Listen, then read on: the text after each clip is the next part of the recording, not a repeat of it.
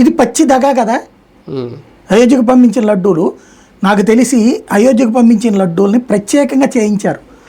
ఏది మనకి శ్రీవారికి సంబంధించినటువంటి 2, ఒకటి భక్తులకు పెట్టే ప్రసాదం కాకుండా కైంకర్యాల కోసం ఒక నెయ్యి వాడతారు. కేజీ 1850 రూపాయలు. రాజస్థాన్లో 3 లక్షల గోవుల్ని పెంచి ఒక ఆశ్రమం ఉంది. ఆశ్రమం వాళ్ళు పాలు చిలికి మజ్జిగ చిలికి వాటిట్లో నుంచి తీసిన వెన్నతోనే నెయ్యి తయారు చేస్తారు. అది టిన్ను 2000 రూపాయలు కూడా, కేజీ 2000 రూపాయలు కూడా ఉంటుంది. అది దాన్ని 1850 రూపాయలకి టీటీడీకి సప్లై చేస్తారు. ఆ నెయ్యితో ఇవి చేస్తారు. అదే నెయ్యితో అయోధ్యకు పంపించారు వీళ్ళు, నాకు తెలిసినంత వరకు. ఒకవేళ అట్లా కాకపోయినా ప్రత్యేకంగా తయారు చేయించారు.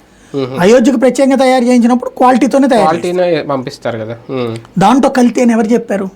పోనీ తిన్నటువంటి వాళ్ళు ప్రధానమంత్రి వాళ్ళకి తెలియదా? లేదా అక్కడికి వెళ్ళిన స్వామీజీలకి తెలియదా? అందులో నువ్వు చెప్పినట్టు చేప కొవ్వు అయితే వాసన రాదా? అదే కదా. చేప నూనె వాసన అది వాడిన వాళ్ళకి ప్రతి ఒక్కడికి తెలుసు. చేప నూనె అనేటటువంటిది చాలా జిడ్డు వాసన. అది 2 రోజులకే అది మొత్తం కంపు అయిపోతుంది. దాన్ని దాచేసేటటువంటి టెక్నాలజీ ఉంటే ఆడు గొప్పోడిక. చేప నూనె, ఆవు మాంసానికి సంబంధించిన నూనె వాడితే. ఇక్కడ వాస్తవాన్ని మనం ఖచ్చితంగా ట్రై చేయాలి. సనాతన ధర్మానికి సంబంధించిన ఇష్యూ ఇది. కానీ ఇది అయోధ్యకి అది పంపించారని ఈయన ధృవీకరిస్తున్నాడు. ఒక రకంగా కొత్త పాయింట్ తీశారు మరి దీనికి నిజంగా వైసీపీ సమాధానం రెచ్చగొట్టడం వాళ్ళని, ఏది బీజేపీ వాళ్ళని, నీకు కూడా అట్లాంటిది పంపించాడని.